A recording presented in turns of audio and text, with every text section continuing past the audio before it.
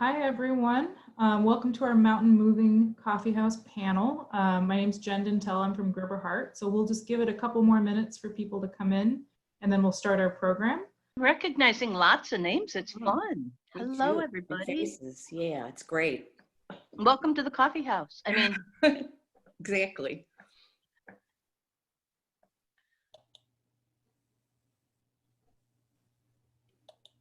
All right. Okay. We may have more people join us as we're talking, but again, I'm Jen Dintel from Gerber Hart. We're really excited to have all of you here for the Mountain Moving Coffeehouse panel. I'm excited that we have Kathy Munzer, Yvonne Zipter, and Jean Durkin on the call. So they're going to be part of our virtual panel that we're doing, and hopefully whenever we can reopen, we'll be able to do more events in person. But basically, how this virtual panel will go is I'm just going to start it off with a couple clips from the 10% show. And then we're going to have each panelist introduce themselves and talk about how Mountain Moving Coffeehouse affected them and how they were involved in Mountain Moving Coffeehouse. And then I'll ask a few questions just to start it off. But then I know there's a lot of you on here that went to events at Mountain Moving Coffeehouse, that performed at Mountain Moving Coffeehouse. So we want to open it up to hear your stories and then also, hear your questions as well. So we'll open it up. I think we will go ahead and get started, and I will play a couple clips from the 10% show.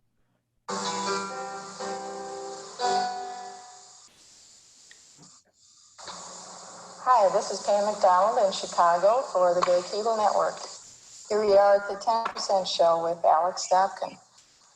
Tonight, you're going to be doing a performance, and I understand that you come to Chicago on a regular basis. Pretty regularly, yeah. I love coming here. Yeah. And of course, Mountain Moving Coffeehouse being the oldest coffeehouse probably in the world, women's music.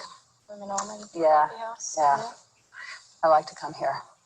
You always play at the Women's Coffeehouse? Well, I have for the last 4 or 5 or 6 years, yeah, I believe so. That's great. Well, welcome. Thank you.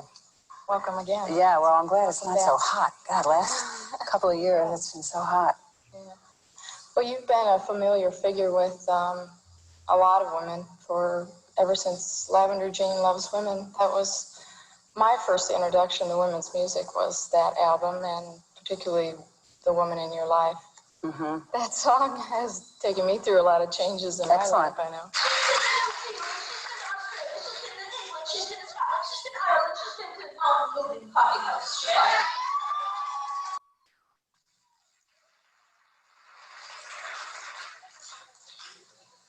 Alex Durkin.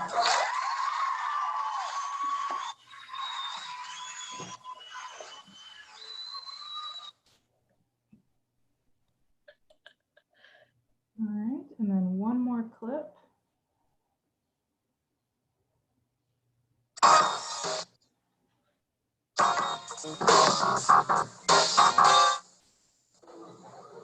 Hi, my name is Peggy Clunan, and I'm here tonight at Mountain Moving Coffeehouse with Allison Bechtel, creator of Dykes to Watch Out For. Allison, could you tell us a little bit about the origin of the sideshow itself? I wanted to go around to bookstores, like if you're a writer or a poet, you go and do a reading, but I couldn't exactly do a reading of the comic strip, so I wanted to do something visual, so I made it into a slideshow.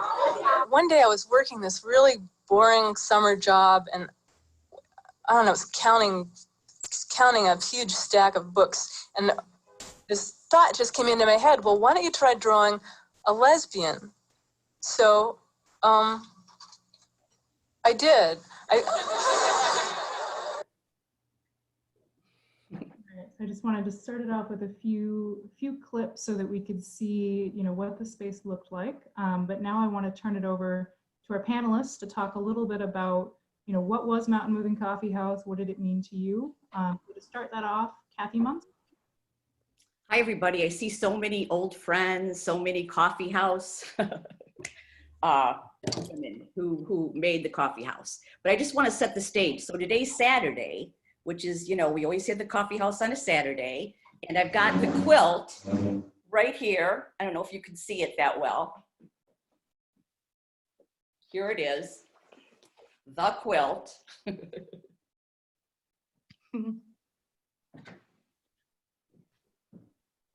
I've got some buttons.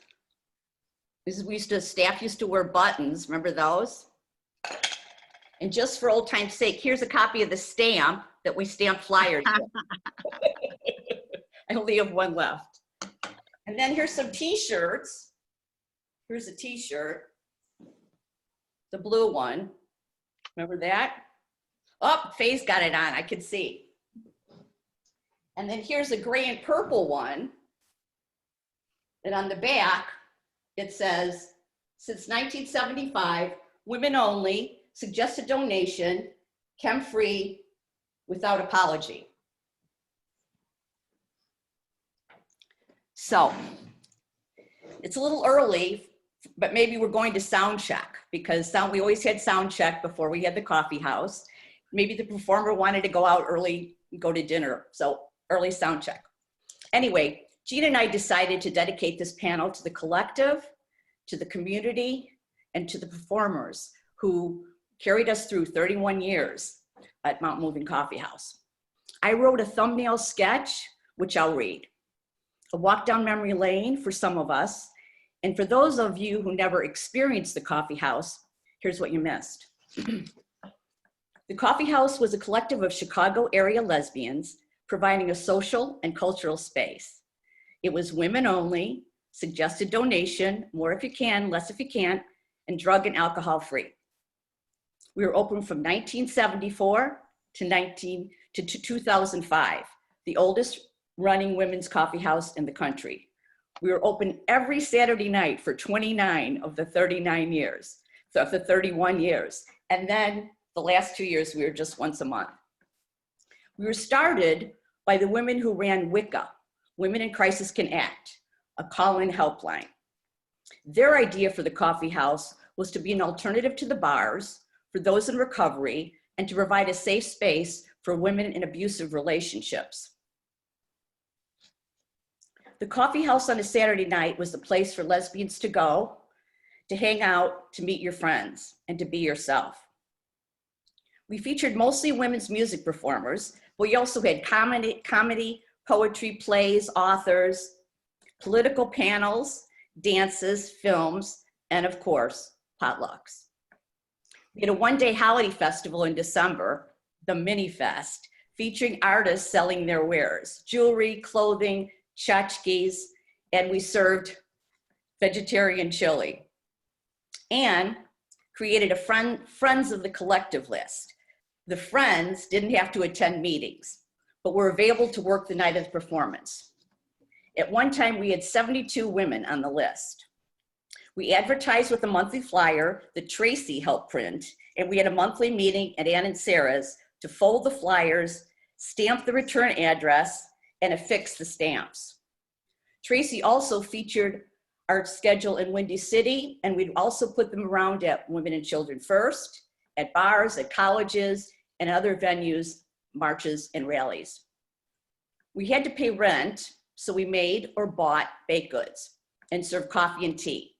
The suggested donation price at the very beginning was $2 to $4. At the end, it was $13 to $20, but it was still more if you can, less if you can't.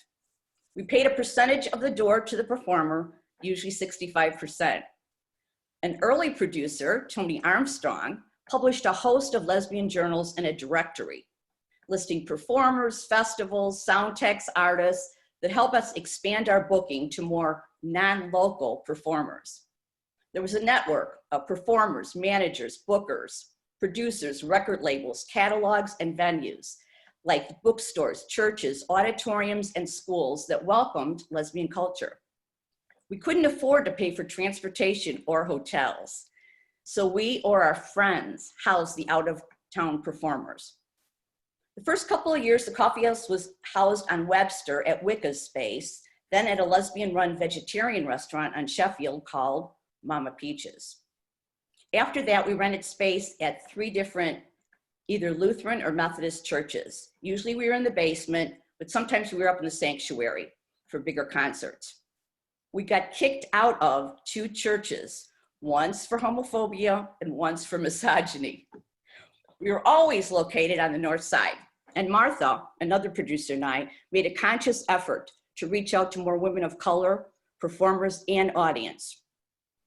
Then Jackie, an African-American inspiring activist, if there ever was one, volunteered to help produce. Her insight and ideas implemented a big change in our bookings and in our audience. Thanks to Jackie, we were able to book more women of color performers, and more women of color came to the shows. And every February, Black History Month, CC Carter would help book performances.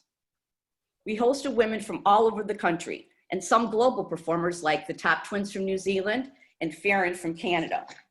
Some of the artisans that performed were Kay Gardner, Linda Tillery, Mary Watkins, Margie Adams, Dietra McCullough, Alex Dobkin, Barbara Higbee, Tret Fury, Nidra Johnson, Lucy Blue Tremblay, the Washington Sisters, the band Alive. Some of the comedians were Suzanne Westenhofer, Kay Clinton, Kieran Williams, the Top Twins, the lesbian cartoonist and writer of Fun Home, Alison Bechdel. Radical lesbian feminist authors, linguists, and philosophers like Sarah Hoagland, Julia Penelope, Mary Daly.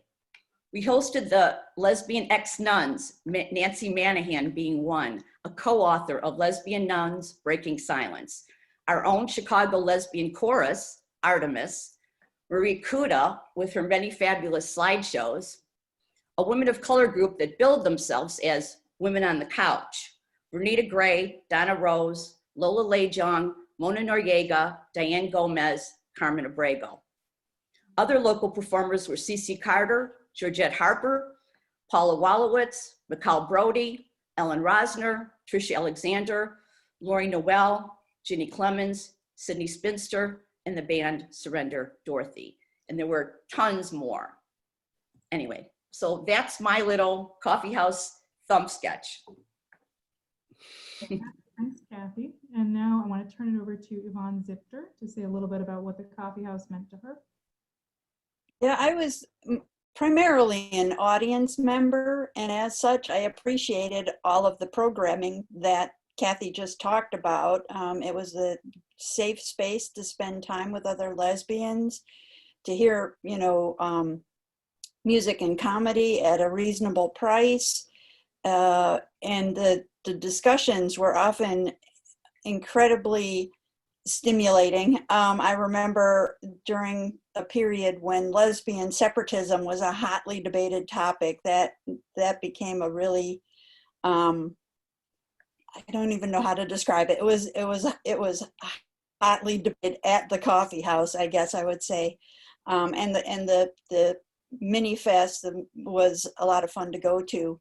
But as a writer, it was an intimate venue where I could share my work, and it was a supportive environment for trying new things, like when we enacted scenes from Diamonds, Our Dyke's Best Friend, as a play. I'm not sure how well that worked, but we had fun putting it together, and I'm hoping the audience enjoyed some of it as well. During the years I was going to the coffee house, I was mostly known for writing my humor column in Windy City Times. And now I've shifted focus a little. I'm mostly writing poetry and long fiction. But that doesn't mean I've lost my sense of humor. A lot of that goes into my Facebook posts and into limericks. And I just was going to give one example of a limerick, because I know Kathy was saying the other day, we can use a little humor. So this was a limerick I wrote for the 2018 Women's March. This is the year of the ladies. They'll be running like bats out of Hades for seats in the house and more thereabouts. So watch it, all you creepers and shadies.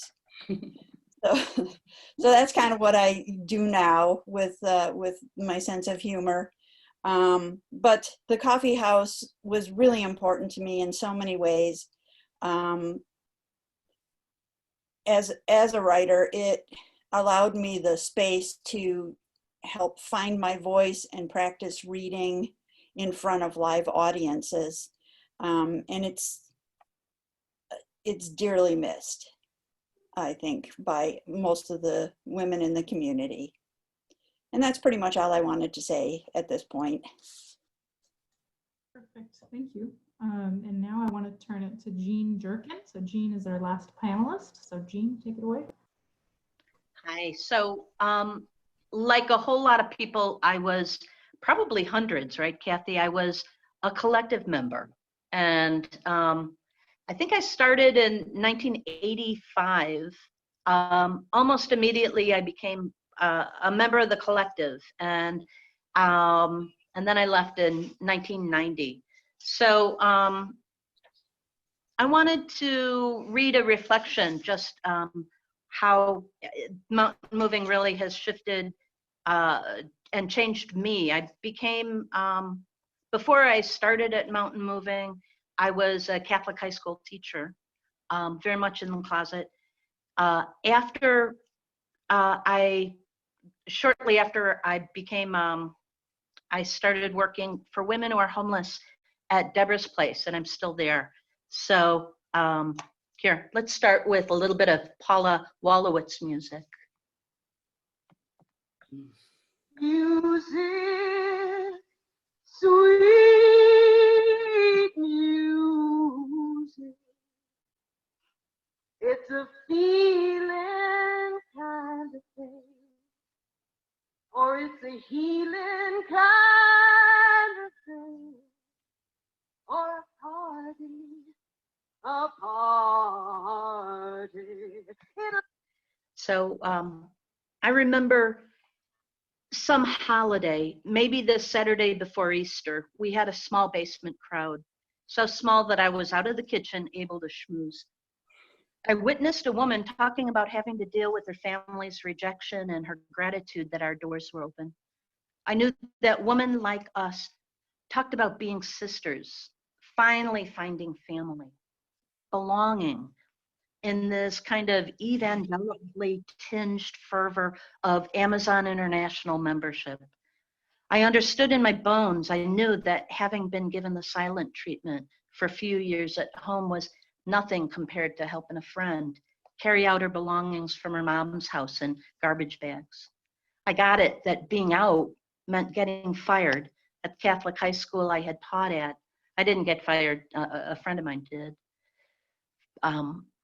For me, to be in my reality meant that I didn't belong in the rest of the world. I knew that families and jobs owed us nothing and could harm us.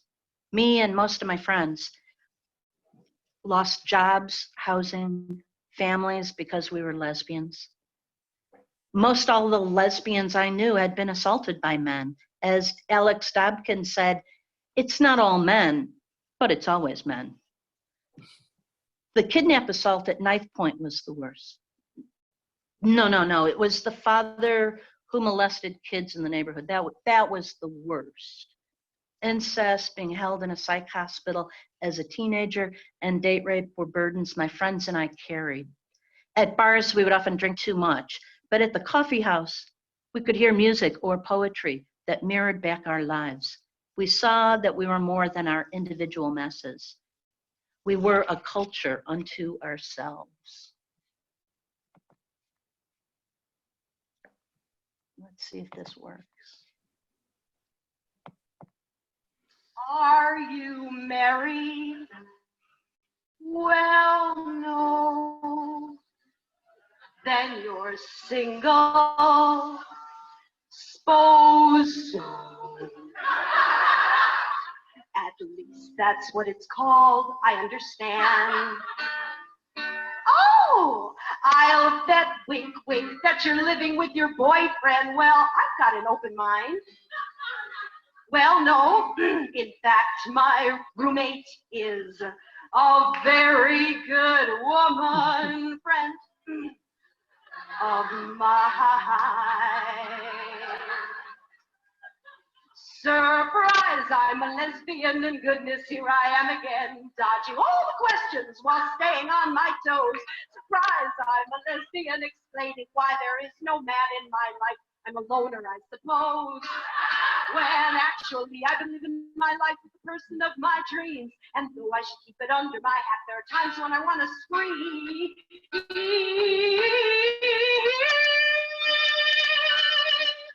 Surprise, I'm a lesbian. So we got hooked. Coming every Saturday night, the crowd I joined after a breakup volunteered at Mountain Moving, so I did too. We called it working because we were mostly working class and volunteering seemed so very upper middle class.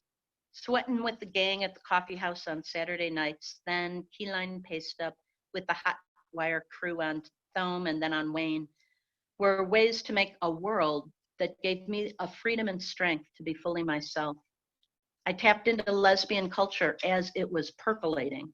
I knew I was lucky, but mostly it felt like a warm bath to hang out with other dykes on a Saturday night in a funky rented church where bed sheets hid the crosses. Here's another Paula song. Oh, council with the scarecrow, blade fetch the bone with Toto. Won't you please take me to Oz? Please take me to Oz. Read me a story, let it sparkle, let it shimmer, let it shine. Read me a story, play the music for the dancing in my mind. Paula would just take us places when she sang. But being in the audience with everybody else, on folding chairs or wooden church pews, surrounded by friends and lovers and yet to be friends and or lovers, especially in a big crowd, set off vibrations of aliveness.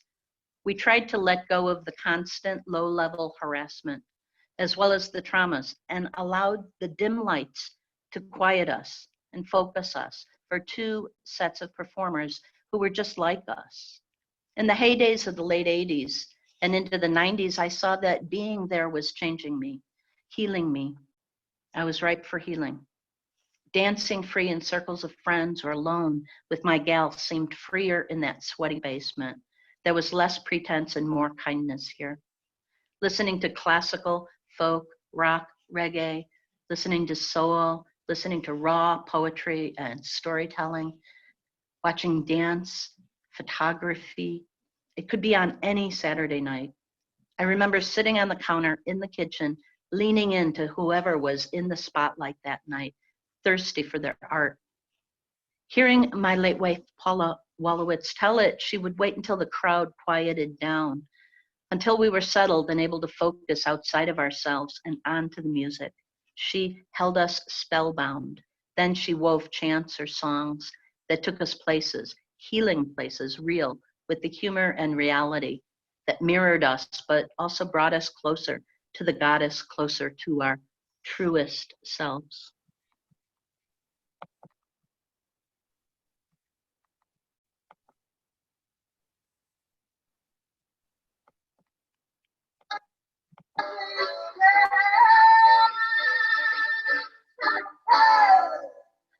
Sorry, that one's a little long. Got to work on my DJ skills.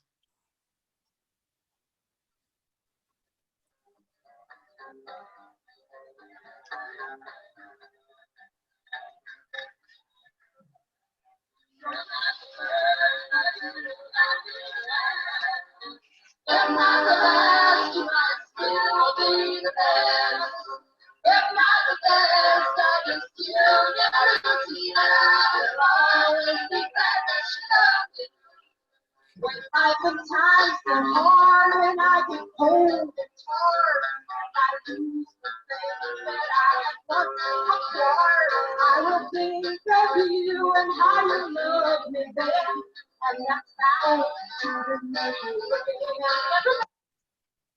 It was the creation of lesbian culture building that stays with me. We needed the volunteers who put up the chairs at the end of the night as much as the performers.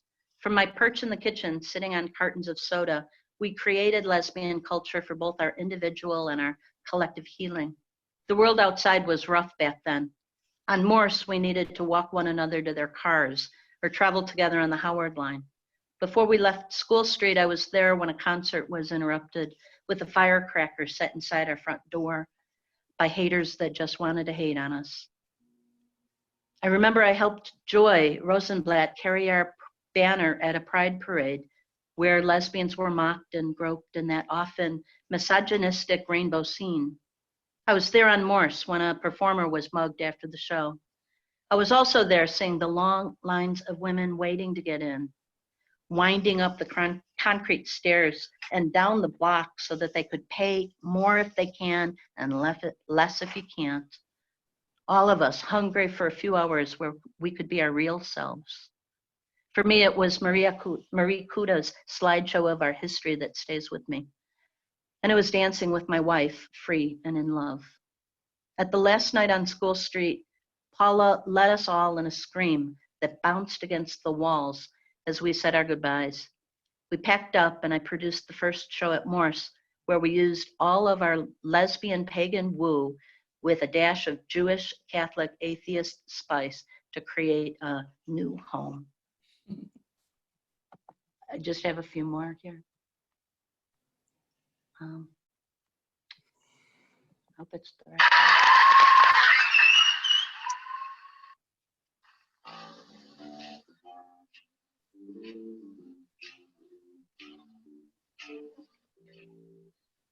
To battle with demons and angels, our weapons are water, fire, and air. We are resisting the new stargate with old witches' wisdom and guidance and prayer. As the stargate, as the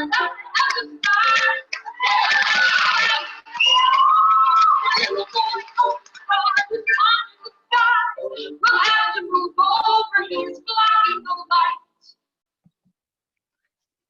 We all have these mountain moving moments that will stay for us with us forever. I hope that we keep them alive. They made us lesbian strong, lesbian proud. I know that the work I do in the world ending women's homelessness is blessed by my hands that served thousands of cups of hot herbal tea and hazelnut coffee to thirsty lesbians at Mountain Moving. So if I can do just one little thing, I have a bunch of t-shirts that I thought I'd show too of just that time in my life. And I'll get, we can listen to Alex sing to us a little bit. That'd be kind of fun.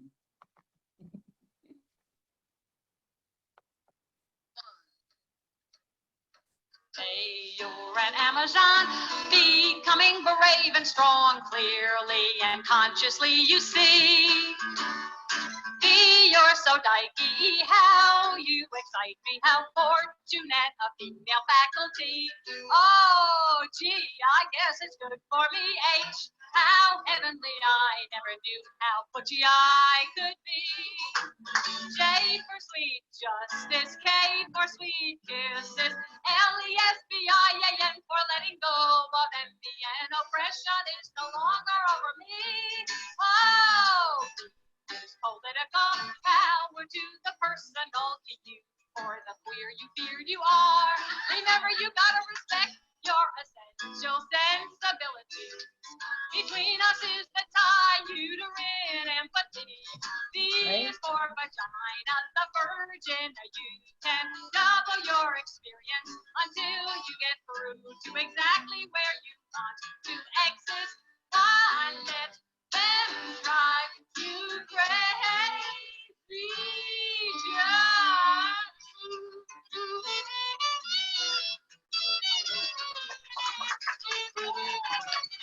So there's my coffee house show for y'all. Thank you.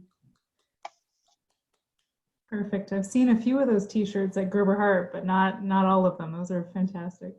Okay, so I know there's a lot of you here, so a lot of people probably have questions or stories they want to share. So I'll start out with a few questions, but then I want to open it up to everyone that's here, and anyone that wants to ask a question, you can go ahead and start raising your hand. But to start it off, my question, so I've volunteered at Gerber Hart for about 5 or 6 years. I know how much work goes into like putting on exhibits that we do, or working instead of volunteering or working for no pay. How did that get split up? How many hours were you working? So to Kathy and Jean, you know, how were there lots of meetings to discuss the work that needed to be done? Can you talk a little bit about how you balance that while also working your full-time jobs?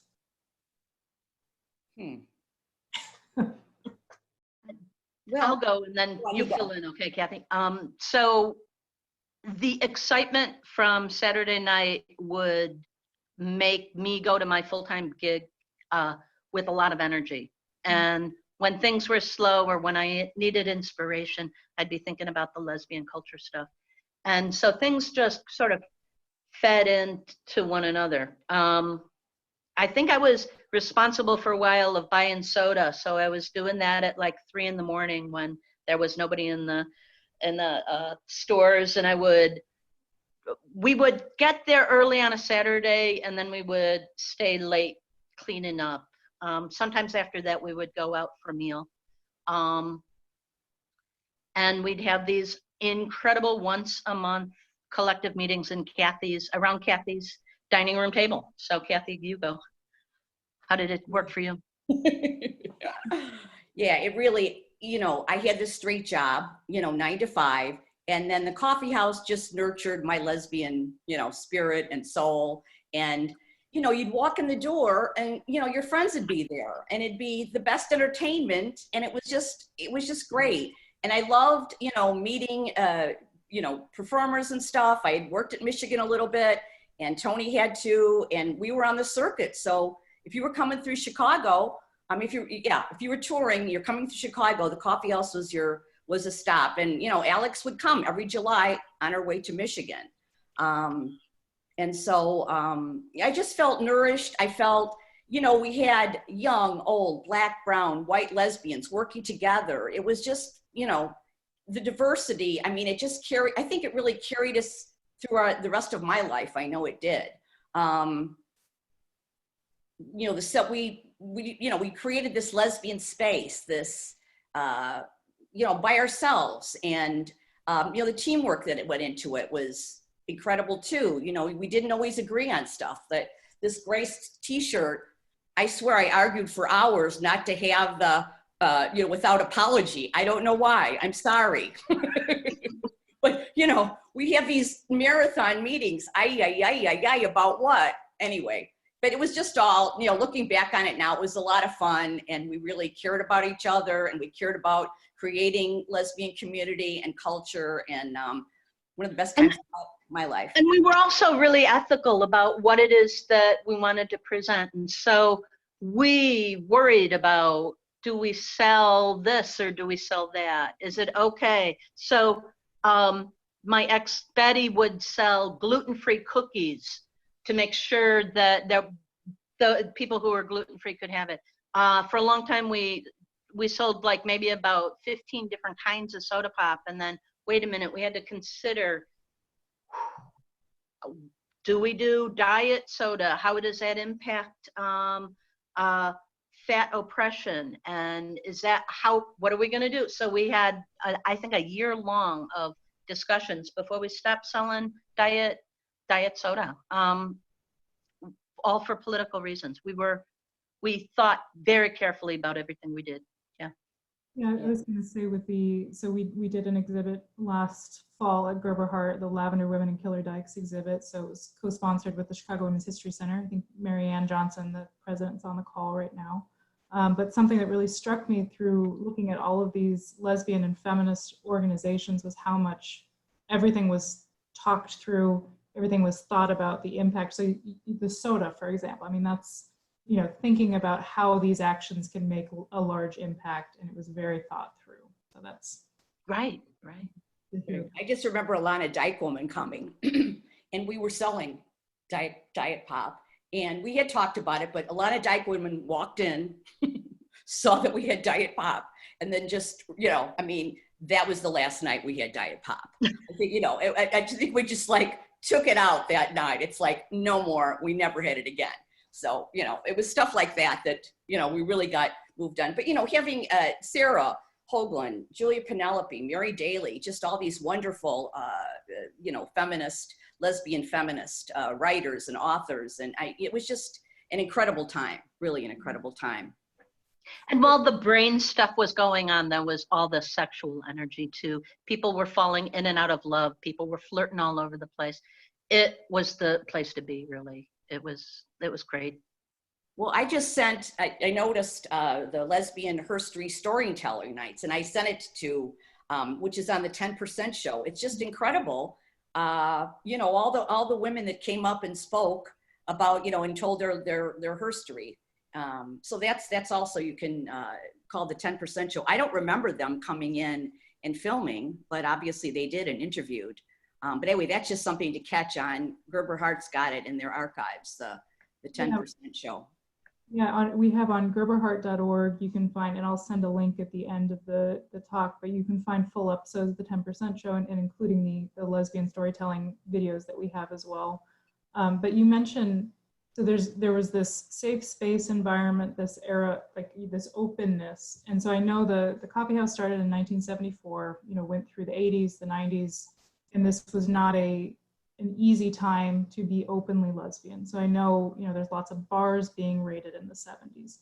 Was there ever a concern that anyone had going or speaking or working there that they could be found out in a way, or I know you've mentioned homophobia coming up several times. So could you talk a little bit about how that impacted you at that time at the coffee house? Well, I'll just say the 2 times we were kicked out, our defeat turned to victory. Because the first time we were at School Street, which is our first place that I worked at for 13 years, and we were fine there. It was a male pastor, we were fine. All of a sudden, a woman pastor came in, and the other producer and I, Martha and I, went to meet with her and find out, you know, what was she about. And we walked out of there knowing that our days were numbered. I mean, she was, to us, we thought she was like a closet case, which is like the worst, right? That she just hated herself. So she definitely hated us. And so she ended up leaving like a note in the refrigerator in the kitchen saying, you know, this is going to be your last day. That pastor ended up embezzling and shutting down the church. So, you know, that was the internalized homophobia. And then the misogyny thing was we were over at another, and then we ended up going to this great place on Morse, which was probably the nicest, most community-based church. They loved us. And so that was like a good move. So we, you know, kind of a victory, even though we got kicked out of that. Then the next time we were in another church, and we were sharing with a gay square dance group a storage space. And somebody in that gay square dance group, along with the secretary of the church, so it was kind of homophobia and misogyny. We were getting kicked out of there too because we didn't something about the storage space. But it was the month of our mini fest, and we were like, what are we gonna do? All these artists were coming in. Anyway, I called Mary York, who has since passed, but a lawyer, and she and I went and talked to the pastor and said, you can't kick us out now. We need to have the mini fest, and then we'll find a new place. So we ended up finding a place that was fantastic. The last space we were in, actually, and the pastor, and it was a gay guy who loved us. He was like, the women of the church, our women of the church love you. If you want to ever come, they have meetings sometimes. They would love to meet you. So occasionally I would go to the meetings of the women of the church, and they were all great. So anyway, that's how we turned defeat into victory sometimes. Yeah. I think for people who were just coming in, you know, being paid, being in the audience, whenever you saw somebody who you didn't know was lesbian, often people were very respectful, you know. Sure, you saw them, but they saw you. So everybody sort of backed off, or they were like, oh, I'm so glad to see you. And then real quiet back at work, you know. People knew how to be cool. Yeah. Excuse me. And part of the whole thing was, you know, to talk to everybody. I mean, it was a social space. So, you know, the thing was to talk to everybody and make everybody feel comfortable and at home. And that's the kind of space it was. And I think I'm just going to ask one more question before I open it up. But I know, Jean, you touched on this a little bit, but how, you know, so the coffee shop closed down in 2005. But how has that time there, how does that continue to inform your life today? Are there ways that you continue that spirit, or are there ways that you hope you could continue to do more things similar to Mountain Moving Coffeehouse? I think that so I run a learning center, and I've been an art therapist at working with women who are homeless, right? And I have a real flattened hierarchy approach. I always have room every day for people to come around in a circle, drink coffee together, check in, schmooze. We do things that are planned in the morning. We take a break. We do things that are planned. And I see that the unstructured stuff is as important as the structured stuff. I think I learned that from how important having those breaks were. So yeah, people love the performers, but they love talking to each other. Mm-hmm. A lot of times it took a lot to pull people from the break to start the show again. We'd have to flick the lights. Do you remember, Kathy? And yeah, so just in that way. Also, the more if you can, less if you can't. I work with women of poverty, and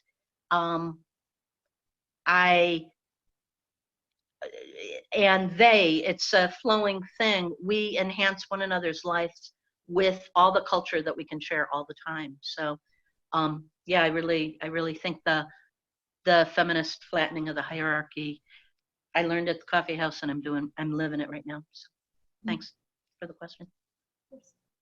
I still love being with lesbians. So, you know, there's still lesbian festivals, the National Women's Music Festival, the Ohio Lesbian Festival. I'm in a group that I've been in for 26, 27 years, a once a month discussion group. I just love being with lesbians. And so I guess that's what's carried over for me, is my love of lesbians. For me, I think the coffee house provided a space where I could really find my voice and be more comfortable within myself and speaking in public. I think that's the main thing that I carried with me over the years. Yeah, well, I mean, thank you all for talking on the panel. It looks like we've got our first question. So I just want to remind everyone, if you want to ask a question and you're on a computer, just go down to the participants bar, and then you should be able to click on that. And then at the sidebar, there will be an option to raise hand. And once you've raised the hand, you can go in and unmute you to ask a question. If you're on a phone, same thing, just hit more, and then you'll be able to raise your hand. So we have our first question, looks like from Faye Robinson. So Faye, I'm going to unmute you. You are unmuted. All right, Faye, go ahead. Okay, Kathy, I want to know about this, and that, and another thing. Actually, I've got comments to make.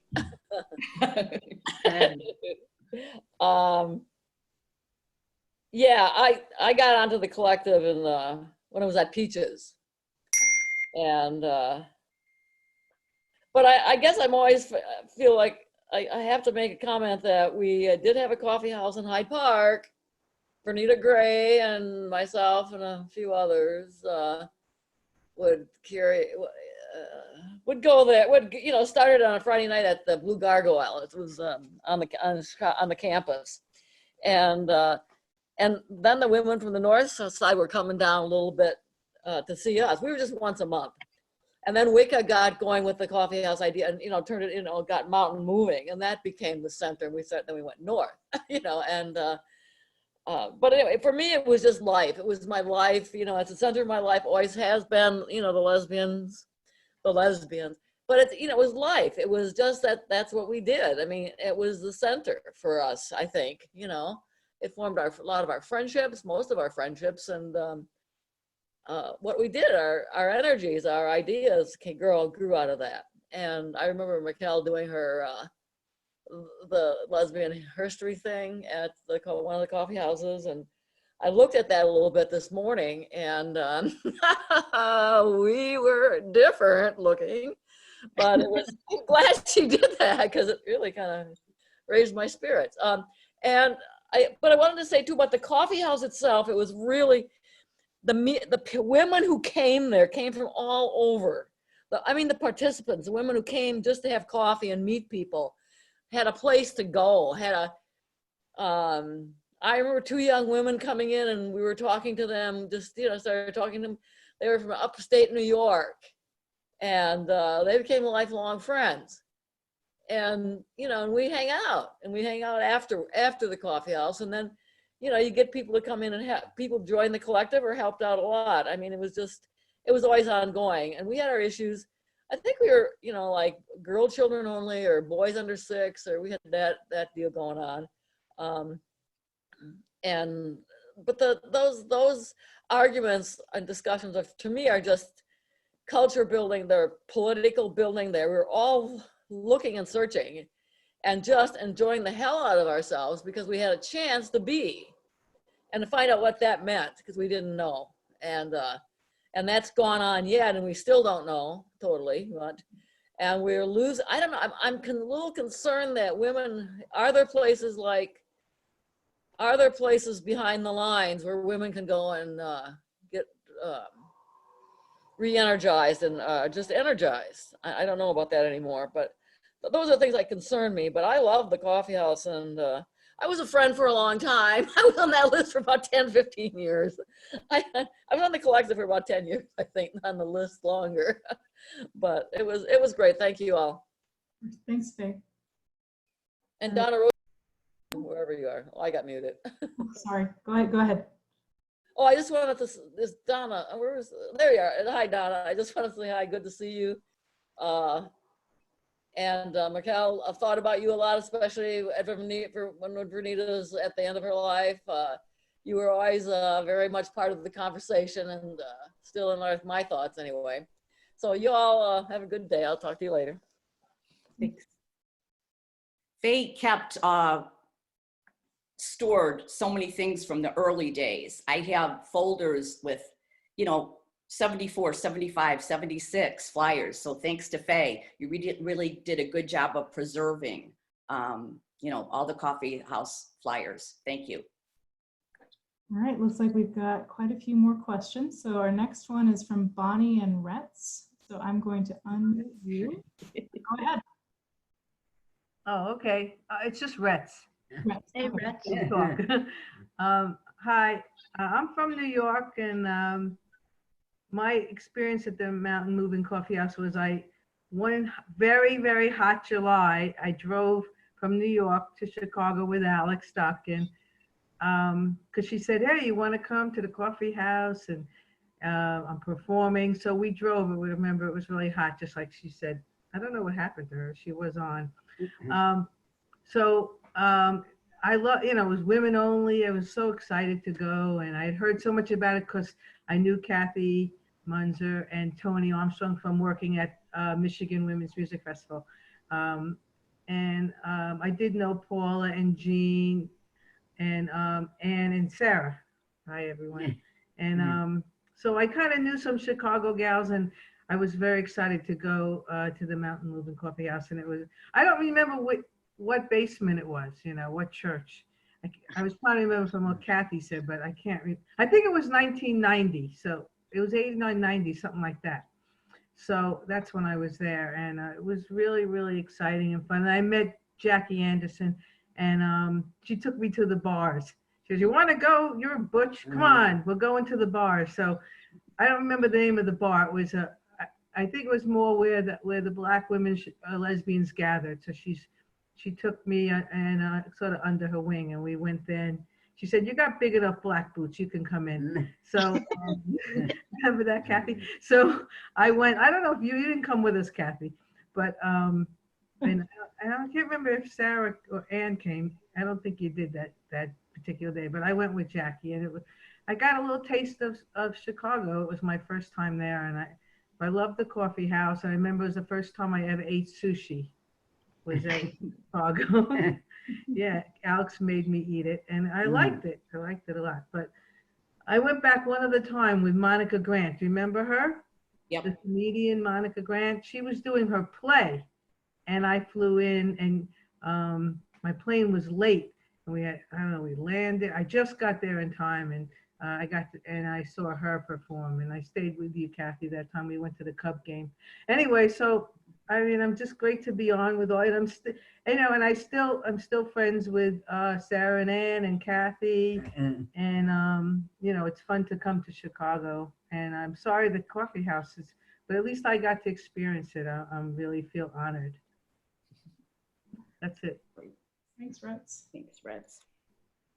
Great. And then let's see. So our next question is from Donna Rose. So Donna, I'll go ahead and unmute you, and then go ahead, Donna. Well, first of all, it's really not a question. I am just, first of all, happy because this is almost like a reunion. I noticed the older we get, we love these things.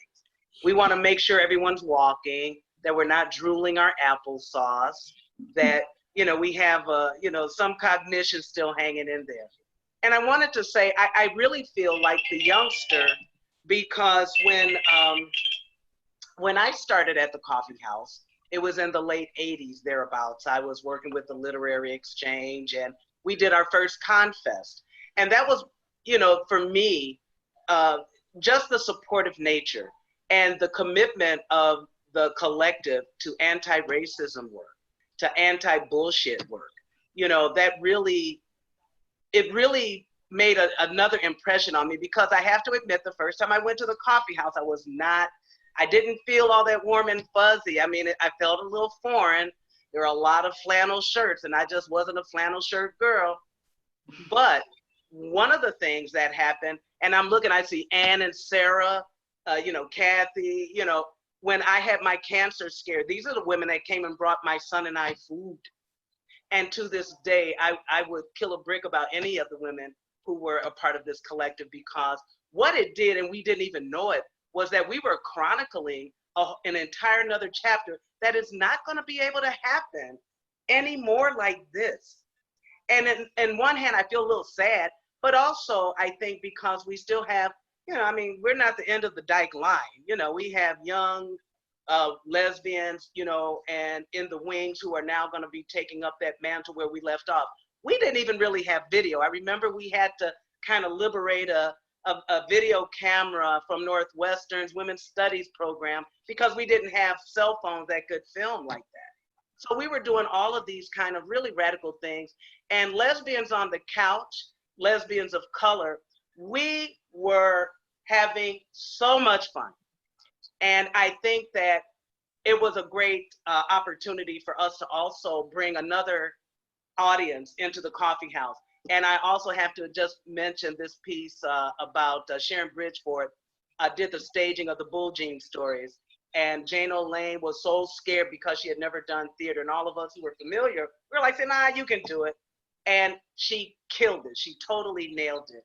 So I just want to say, really, I just love you girls, you know, and I just love us. I love what we represent. I see you, Ann over there, and Linda Boubon. You know, Coffee House, Mountain Moving, Women and Children First bookstores. I'm hoping there'll be more like us, but it'll be different. This was a particular little piece in time, and I'm just so grateful, so happy that I can still sit here. Although I don't do lesbian erotica as much as I did back in the day, because I did like being a chick magnet back then. But now, as grannies, you know, we're that fly, hip, lesbo granny that's bringing another kind of generation into another level of awareness, because Lord knows we need it now. Goddess knows we need this kind of energy now. If not now, I don't know when the hell when, but thank you so much.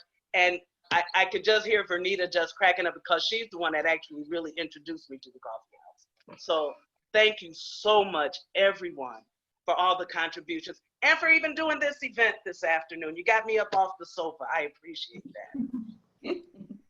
Thanks, Donna. And yeah, I should say, like, if you have stories, if you want to share stories, and, you know, everyone, you know, if you were a performer, you know, I keep saying next question, but anything you want to say. So thanks, Donna. And then it looks like next we've got a question or comment from Kelly Suzanne Salisbury. So I'll go ahead and unmute you. And then go ahead, Kelly. Hi, everyone. So I just want to say, when I found out about this, this virtual event, I was super excited about it because I remember first learning about Mountain Moving Coffeehouse. I want to say it was from Jackie Anderson. And it was, if it wasn't from her, because I know she talked about it, but if she wasn't the first person, it was someone else who was a part of Affinity Community Services. And that, I'm sure everyone here knows what Affinity is. And I became a part of it around 2002, 2003, when I started going to programs and events. And, you know, I was born and raised in Chicago. I was in college from 96 to 2000. After graduating, I worked abroad for a year. And so then I came back to Chicago in the fall of 2001. So I felt like I was going back into a closet after having come out at Wellesley, having been abroad after graduating, coming back to Chicago, and I was looking for community. And I found that at Affinity. I found it in certain pockets in different spaces in Lakeview / Boys Town, Andersonville. And I felt that by the time I really got the significance and understood the significance of Mountain Moving Coffeehouse, it was closing, you know, because I didn't learn about it until the early 2000s, and then it closed in 2005. And so I say this to say that with gratitude, as someone who went through a painful coming out experience, if you will. I didn't get the opportunity to come out. I was found out. My mom read my diary. But as someone who had a painful experience coming out, someone who's a lesbian, someone who's a feminist, I just want to thank you so much. Even though I didn't get to participate in it, I want to thank you for creating history, for creating a space, you know, for women, for lesbians, to come, to share stories, to drink coffee, to express themselves, to perform art. I cannot thank you enough, because even though I wasn't a part of that space, I've been able to be a part of other spaces that aim to do the same thing. So thank you, thank you, thank you. Sweet. Thank you. Thank you. That's so sweet. All right, and then let's see. So we've got one. We've got a question from Alex Dobkin next. So I will go ahead and unmute Alex. Alex, go ahead. Hey, everybody. Hey. Okay. Wonderful to see you all. This is great. I haven't seen some of you in a long time, so it's wonderful to lay eyes on you. I have so many Chicago stories and mountain moving stories that I could go on forever, but I loved mountain moving. I loved that I was a regular performer there. I loved staying with Kathy. Kathy is the best. And it was always so much fun to stay there and read all the old Vanity Fair magazines that you would have. And, you know, I always loved Chicago from when I was 3 years old. My mother took me to visit her best friend who lived in Chicago, and we went on the train and the compartment, and I'll never forget it. It was the best traveling experience I ever had. And there's just so much going on, but mountain moving was a really important place in so many aspects of lesbian life, which has been mentioned here. You know, really, women's music and softball were the main ways that lesbians got together for many years. I just remember performing in Chicago, and I remember Lesbian Bob. Anybody else remember Lesbian Bob? I do. Yep. Yeah. Yeah, he used every time, every year I would be there in July, around July 4th, I'd come, and there he would be with his, all the articles I had written and everything for me to sign, and he would ask me to hold his crystal around his neck, which would charge him for the rest of the year. I mean, it was really, but I always loved Chicago. I loved the culture here. I loved going to the music box with y'all. I loved to go to the movies with y'all. And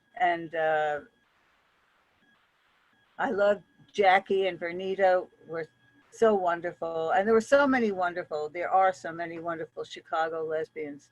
You should be proud of yourself. Georgette, it's great to see you, and Sydney.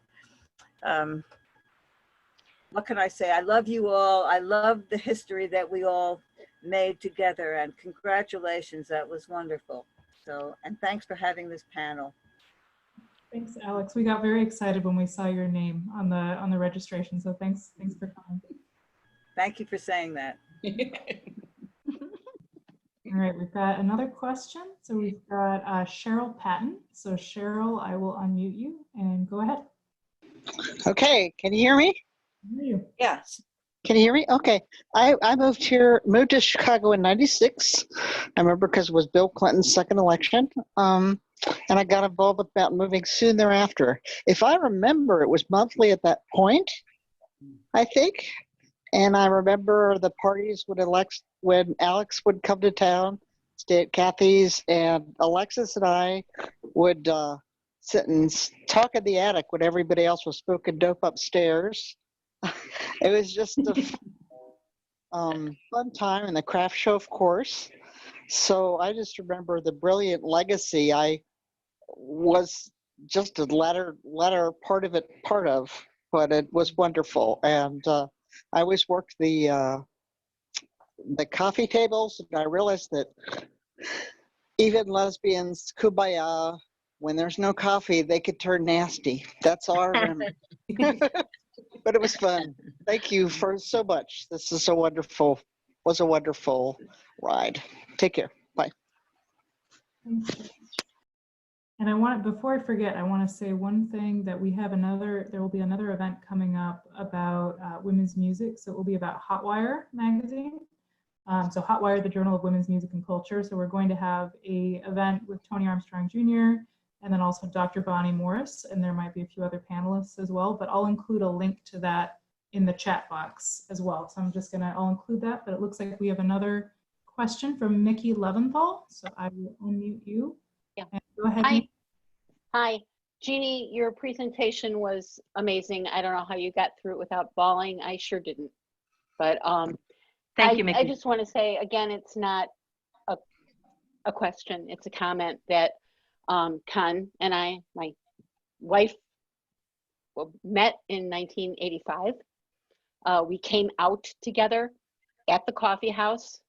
I became a friend of very active friend of the collective, never a collective member, but did all the schlepping and all the stamping and licking of stamps and all that stuff. Coffee, chili. But what I really want to say is that our closest, deepest, truest friends, still our core friends, are all women that we met at the coffee house or through Artemis, which are completely intertwined for us. And those are the people that we still hang with and that we know we can count on and who can count on us. I have a number of other circles of friends from other parts of my life, but it's the coffee house women and the Artemis women that sustain and support us. And I don't know how our lives would be without that. So thank you. That's all. Thank you, Mickey. I wanted to read a piece by Leah, pastor, who sent this to me in Facebook. She said, when I said, come to this mountain moving thing, she wrote, oh my God, Jean, now why'd you come along to make me bald just off the cuff? I said, oh baby, you're gonna be all right, let the tears flow. So Mick, you too are gonna be all right. Just let them flow. Leah said, many years of lasting love were created for me at Mountain Moving Coffeehouse. I feel like I naively skated over a very deep ocean, wild child that I am. Don't want to judge the coulda, shoulda, wouldas, but sure do appreciate what it was when it was in my earlier days. Nice. That's nice. All right, let's see. So, we've got another question. This is from Marcia Wilkie. So I will go ahead and unmute you. Marcia, go ahead. Oh wait, 1 second. Now we can hear you. Hi everybody. Hi Donna Rose. My gosh. Anyway, so good to see you, and I stay in touch a little bit with Jean and some with Kathy as well, and Georgette and I once in a while. But I guess I wanted to jump on and just say, as a performance artist, how vital the Mountain Moving Coffeehouse was to me. And it was, I have to say, of all the places I ever played, it was run with the most integrity for women. It really was. You guys had it was such an integrous organization. And a lot of times I was performing, so I barely got to go see women vocalists and singers. But for me, it was like that feeling of like, you forget that like in the late 80s, there weren't places where they were singing about you. And the performance artists and the poets were not talking about you, you know, and your relationships and your feelings. And it was such a grounding platform for me as a performer. I always felt so welcome, and the feedback was significant. And I guess I wanted to jump on and say thank you so much. And also that it just was run so well and had a pureness to it. And I never felt that feeling of like, I don't know, maybe I was oblivious to it, but I never felt that feeling of jealousy or, you know, that we have to, you know, compete for the stage or anything. I felt like it was mutually supportive. And it just very much nurtured me as an artist and a writer, and I thank you. Thank you. Thanks. Thanks, Marcia. I keep forgetting I'm on mute when I'm thanking people. Thank you. Mm-hmm. And then let's see, do we have any other questions or comments or stories? Just feel free to raise your hand. If not, we'll start winding down. Do any of the panelists, do you have anything else you want to add or say right now? This was just wonderful. Just seeing everybody, hearing everybody, it was just the best. And it felt like the coffee house. And so even, you know, like Kelly didn't come, but she would have been welcome and she would have been a great, you know, part of it. And there is affinity on the South Side that's still happening. Powwow is still happening. So there are spaces. The Womyn and Children's got the salon occasionally that happens once a month, I think. So is still stuff going on in Chicago. And I just feel I've always felt so proud to be a Chicago Dyke, because we really have had a great, great, great community always. Since I came out in the late 70s, up through now, we are supportive of each other. We care about each other. There's not all this goofiness, right? Yeah, so we really do love each other. And I just want to say I love all of you. So thank you so much. Thanks, Kathy. I just wanted to say that the music that I played is free. It's on YouTube. So just Google Paula Wolowitz and you'll find it. And if you're ever feeling like you wanted to get in touch with that kind of caring, loving, creative community, there's also Paula's memorial on YouTube that has music that musicians that Paula played with during her life played at her memorial. And so you're able to hear Trisha Alexander and Betsy Godwin and Artemis singers.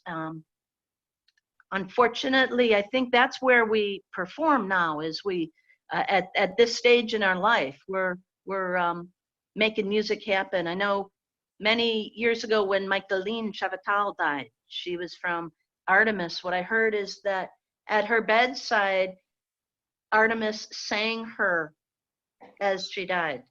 So I stole it, and at Paula's bedside, the people around Paula, we all chanted with Betsy Godwin leading us and Diana Laffey leading us. And I don't know, it's not over, this cultural thing, this thing that we've created. It's going to keep growing, and we'll just keep seeing where it rolls to. We don't know.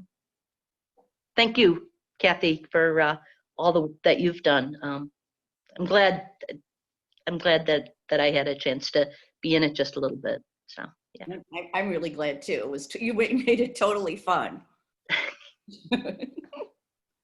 I think we actually have a couple more folks. Let's see. So Katie Clusen. So Katie, I'm going to go ahead and unmute you.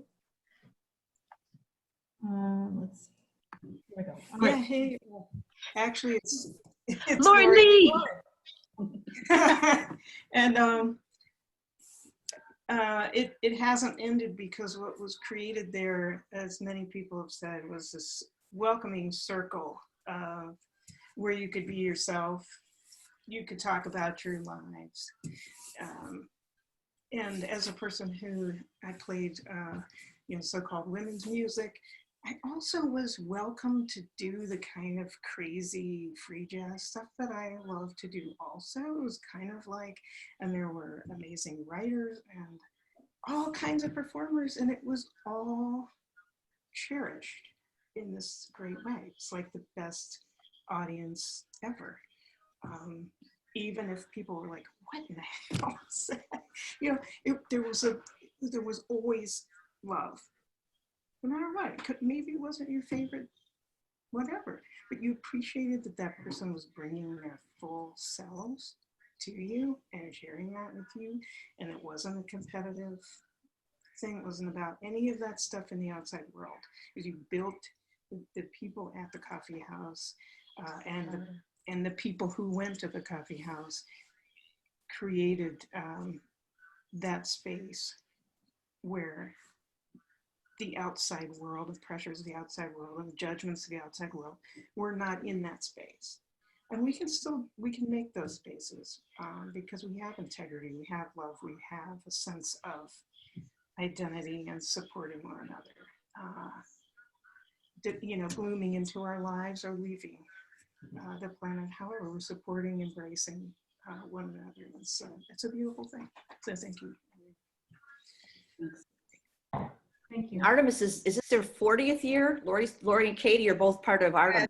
40th year, and we're so sad. Our concert was supposed to be right this year. now, today, I believe.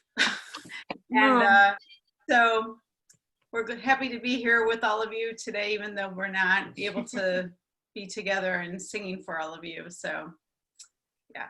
Soon, hopefully. Soonish. Soon. Let's hope soon. Yeah. We'll just celebrate for a couple of years, I think. Yeah. Right. And Affinity too. Kelly, isn't it Affinity birthday too? They had all kinds of events planned, right? Yeah, I forget what year it is, but also Affinity was going to have all kinds of celebrations. I'm hoping we can get together soon, but we'll see how the next few months go. Let's see. So we've got Marsha. So Marsha, I'll unmute you. There we go. Marsha, did you have a question, Marsha? Yeah, I just wanted to add in, I don't know if Tracy Bain's on this without being on video, but like her addition to advertising and just, coming to events, letting every performer, let everyone who read her magazines, Nightlines, Outlines, then on to Windy City, we didn't have this then, so everything came through Tracy and her, just, my God, the hours that woman has put into supporting the lesbian community is beyond. But I don't think she's on this, but if anybody talks to her, pass it along that I, for one, totally appreciated her, and I'll write her another note. I do so like every 6 months because she's still just amazing. But I just wanted to do a group thumbs up because I think her letting the community know what was going on was how we all got together. It really was, Anyway, that's all. Thank you for letting me back on for that. No, I was going to say we couldn't have done, so many of our exhibits at Gerber Hart, we've used a lot of Tracy's research. We have a lot of the newspapers in our collection, and we couldn't have done it without her. Mm-hmm. Very important. Yeah, she's still, I look at her Facebook or talk to her and find out what's going on. Yeah. Still, absolutely. Yeah, she was great. She put all our stuff in the schedule in the newspaper. She printed out our schedules. It was all, volunteer stuff. She's still, she's unbelievable. Tracy is such a good heart. both Tracy and Tony, you know. And Tony too, yeah, Tony. Yeah, and it's so good to see that Tracy has moved from Windy City Times to the Reader, as well as Windy City Times. Her current fundraiser is for all of the small press in the city. And just watching Tracy from being this, I'm a little bit older than her, this little kid, right, running around in the early days with a big camera, to she and Tony are both so wise about knowing how to talk about the history that they've lived in a way that is understandable to the masses. They're both amazing people. Yep. Yeah.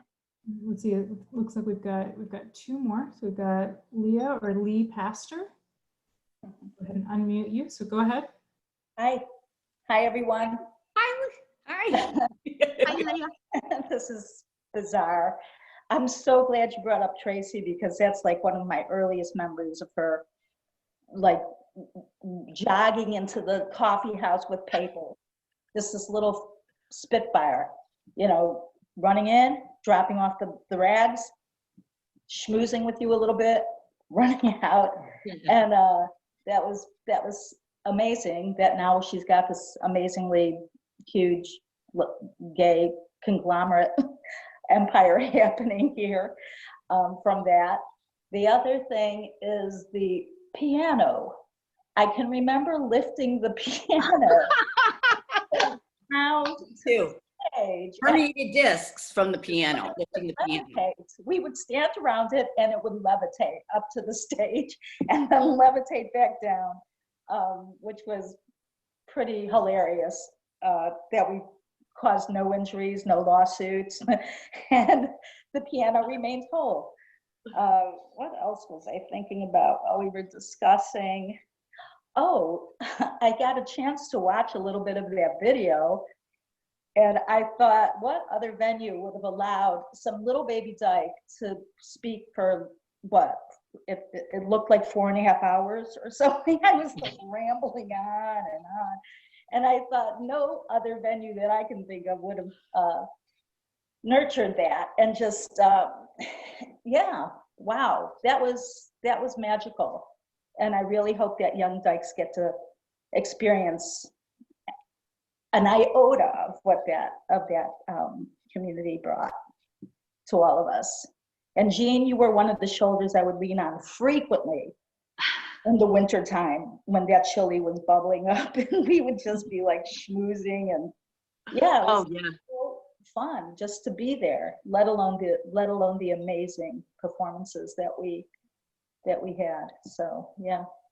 The piano story reminded me of, we were at we moved to one of the churches that had space underneath the stage, but no way really to access it. And I think it was Martha who created these crazy like roller skate wheels or something, 2x4s that we would have it was crazy. We would have tons of equipment that we would very carefully like create. We were fearless dykes that knew whatever problem there was. What, you're going to kick us out? We'll find a new church. Yeah. You don't have any storage? Well, let me take a look. I'm sure I can find some. You know, we just problem solved. We were great. It was great. Yeah. Thanks. And then looks like we've got Michelle Bonnerans. So I will unmute you. Let's see, that my computer is starting to give up. Uh-oh. There we go. All right, go ahead, Michelle. Does it work? So yeah, I'm in from Berlin, Germany. Hello. Hi, Michelle. I've kept up with a lot of you, indirectly, if not directly, especially through Georgette and Leah, all sorts of people, actually. Hi, Kathy. Hi. I just wanted to say, because Marsha was, I don't see Marsha anymore, but it must be there somewhere, was talking about Tracy, that Mountain Moving was a place I didn't get to very much because I was down in Hyde Park. and I had to take public transportation, and it was forever to get there. And then always such a thing, late at night, back to Hyde Park with the trains but we would get up there usually a few times a year. And it was there that Tracy approached me, because I had seen Tracy at all sorts of events and was writing a little bit for her. And she actually used Mountain Moving, came up to me, and she was in one of her incarnations, I guess, into outlines, into the major expansion, and said, want to be one of my journalists? Something like that, full time. Well, for Tracy, full time is, well, many of us have worked for Tracy one way or another, so we know what it all meant. But it was really very much intertwined, that it was Chicago.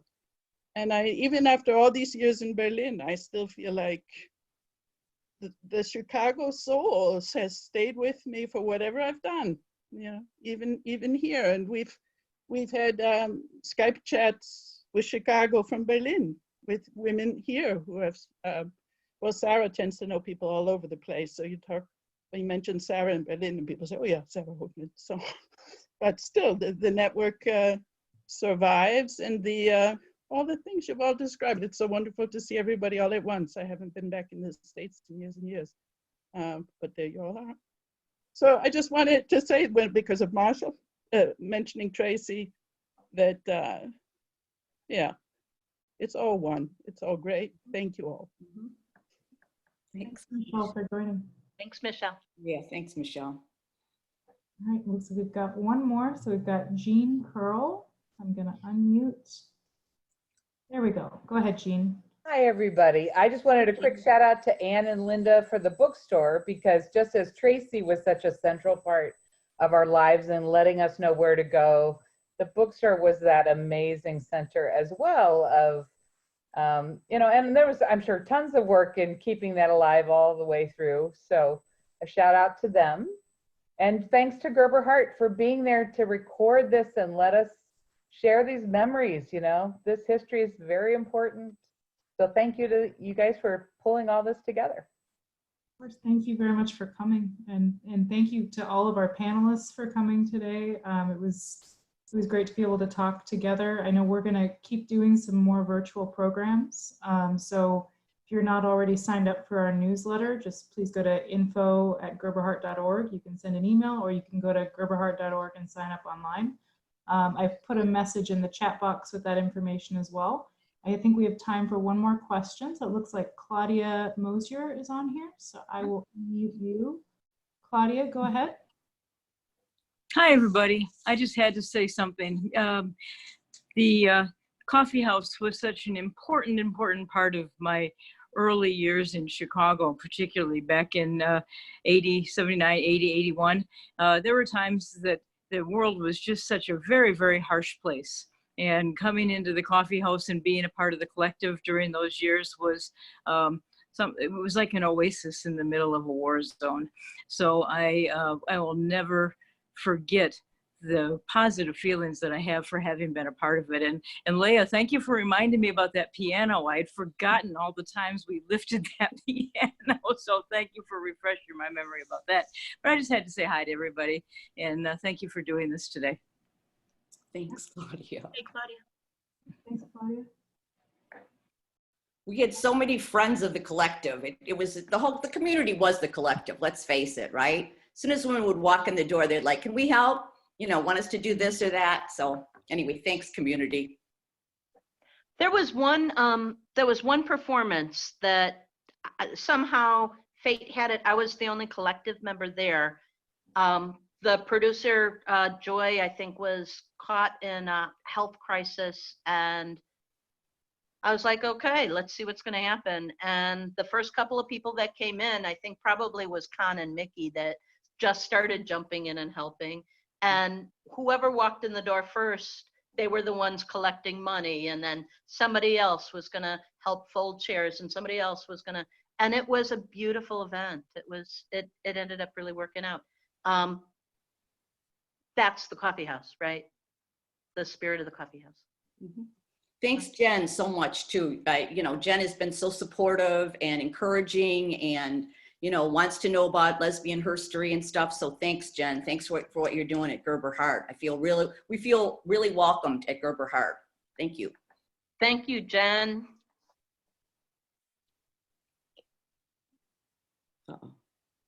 Keep forgetting I'm muted again. Thank you very much for saying that. And thank you all for coming. Thank you, Kathy, Jean, and Yvonne, all for talking tonight.